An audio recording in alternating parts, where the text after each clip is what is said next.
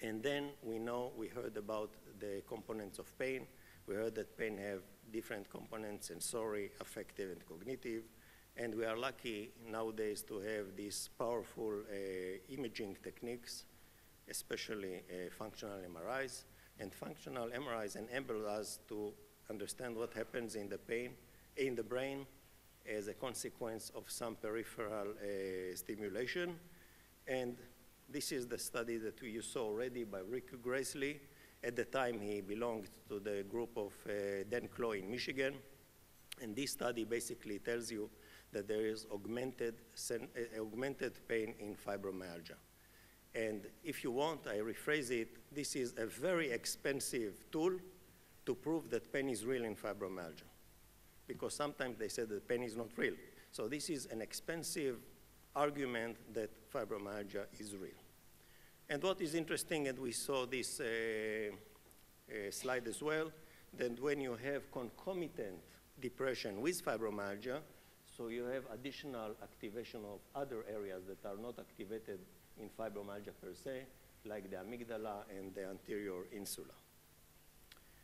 Now, fibromyalgia is not only a pain problem. And in fact, there are evidence that in fibromyalgia there is it's a global problem of sensory processing. And fibromyalgia patients are, they tell you that they are sensitive to noises, to smells, to bright eyes, to every sensory input. And we are going to see in the future more studies addressing these different inputs affecting the sensory system.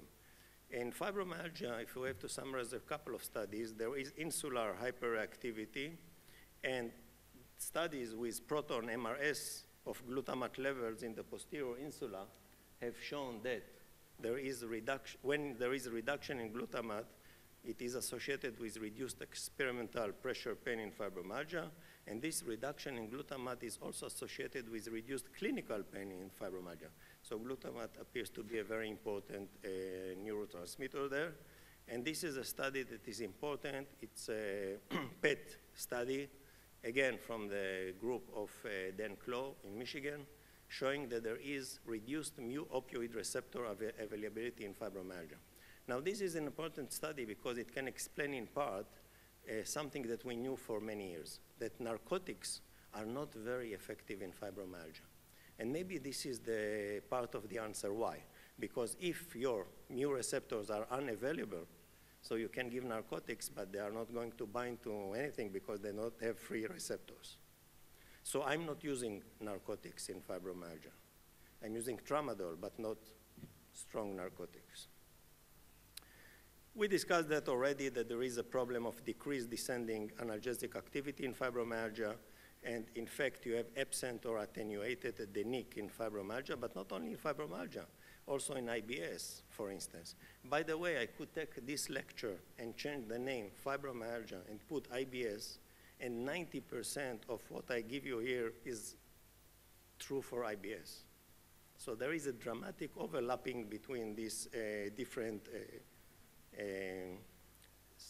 syndromes. Now, is chronic pain a neurodegenerative disease? And those are studies that are frightening the fibromyalgia patients, because it seems that having chronic pain is not only adversely affecting your quality of life and physical functioning, but it has to do something with damage to the brain. And this is the study, the famous study by Kat Bushnell from Canada, showing that there is accelerated brain gray matter loss in fibromyalgia patients.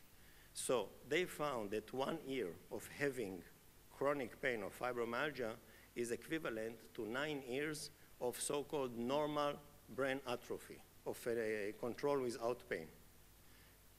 We need more studies to understand that and what are the consequences of this phenomena. Another system that is affected, that is involved in the pathogenesis of fibromyalgia is the autonomic system. And this is a slide that I borrowed from Manuel here.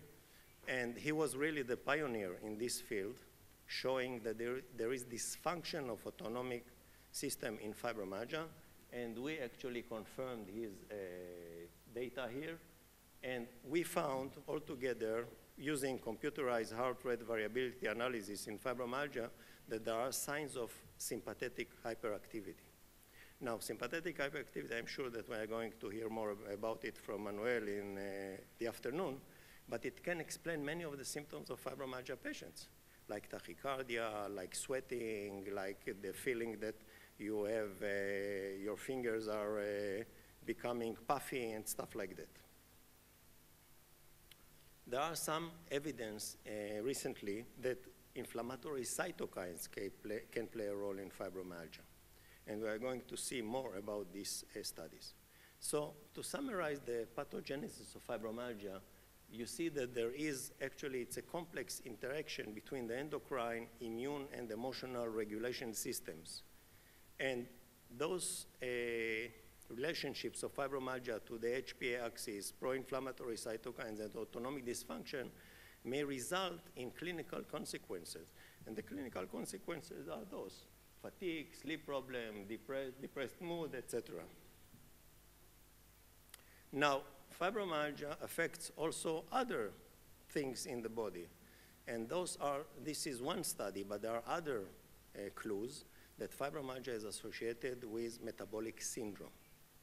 And so fibromyalgia is not so innocent in terms of just having pain.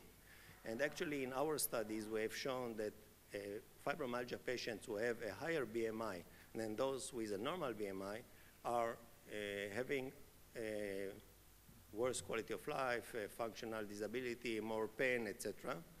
And what is interesting that when we took obese women with higher BMI, not with fibromyalgia, just obese women, and examined them, we found that they have a lower threshold to pain, just by being obese. And then we took another group of patients with morbid obesity who went a bariatric surgery to reduce pain. And our thought was that when you lose weight, your tenderness threshold will change, and now you are not going to be so tender. But unfortunately, the brain doesn't recall you as a lean guy, even if you lost weight. It still sees you as an obese guy, obese woman, and the tenderness didn't change, even though the BMI normalized. Now, for the expression of fibromyalgia, we need genetics, and we need environmental exposures. Pain is known to be very genetic, we know that, and especially this gene here, the catechol O-methyltransferase, which is attracting a lot of attention in the last couple of years. And we know from familial studies from my group and other groups that there is a higher familial aggregation of fibromyalgia in families. And in fact, now we are in a state that we can answer a question that every fibromyalgia patient, every mother with fibromyalgia wants to know. What are the odds ratios or the risks that my kid will develop fibromyalgia? And we know that it's more than 8 times now. So it's really important. And then after these familial studies, aggregation studies, of course, we and others studies the genes that are involved in fibromyalgia. This was a kind of targeted genetics, looking for polymorphisms of genes in systems that we think that are important for fibromyalgia, like the serotonergic system, dopaminergic system, and the catechol O-methyltransferase. And we found, and others found, as well as the group of Manuel here, that there are polymorphisms of catechol O-methyltransferase in fibromyalgia, but not only in fibromyalgia, it was associated with temporomandibular joint, which is another sister of fibromyalgia. This is the kind of elaborate slide summarizing all the studies, and you see that there are polymorphisms in different systems, the catecholaminergic, the serotoninergic, dopaminergic, and others. It should be mentioned, however, that these polymorphisms are not specific for fibromyalgia, and they are found in other spectrum as chronic pain states, as well as those functional somatic syndromes like IBS, migraine, etc. Now, why we need all this genetic stuff? Of course, we need it because it's fun to have genetic studies, and it's important because we are going to learn more about fibromyalgia. But there are 2 fields that are important. One, it will help us to subclassify, subgroup patients with fibromyalgia. So in the next studies, maybe we're going to see drug studies that patients are subgrouped according to genetics. And also, we can, in the future, treat these patients more logically based on their genome. For instance, if a patient has polymorphism in the serotonergic system, it is very logical to treat her with an antidepressant that increases the serotonin. But if a patient doesn't have actually the 7DR4 allele like we found in our patients, so it's very logical to treat her with a dopaminergic agonist and see whether it's better than other drug modulations. This is a very busy slide, but the only thing that I would like to mention here, it's a summary of findings for objective markers in fibromyalgia. One of the big problems is that many physicians tell the patient, there is nothing objective in your laboratory tests.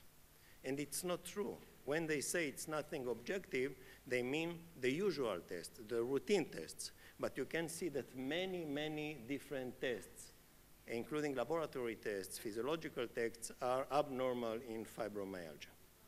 Now, when you have the genetic makeup for fibromyalgia and you face a specific stressor, you can develop fibromyalgia.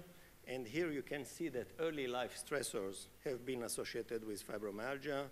Peripheral pain syndromes, we know, for instance, from our studies and other studies, that concomitant fibromyalgia is very prevalent in rheumatoid arthritis, lupus, osteoarthritis, and other inflammatory diseases. Physical trauma, like automobile accident, is one of the triggers that can precipitate fibromyalgia, and this refers to the study that we have done 10 years ago about whiplash injury and fibromyalgia. Since then, I am the most hated guy by the insurance companies because they think that I ruined their business, but actually we see more and more studies coming about trauma and fibromyalgia, and certain catastrophic events are also associated with fibromyalgia, infections, as well as psychological stress and distress, and this is a very important area. Acute stress or chronic stress can be the precipitating factor or a trigger for the development of chronic pain and fibromyalgia. I'll just show you some examples. This is a new study published in 2009. At 2005, we had a major crash injury in Israel, so we were able a couple of years later on to put hands on some of the survivors, and we found that there is increased prevalence of fibromyalgia in survivors of this crash injury, and it was associated not only with the mechanic injury, but in fact with the stress. So the mechanic injury caused stress, the stress caused the fibromyalgia. I'm not spoiling your lecture, I hope. Okay. It's funny because me and Manuel for many years were interested in the same areas of research. It started with the autonomic dysfunction, then the genetics, then the stress, etc.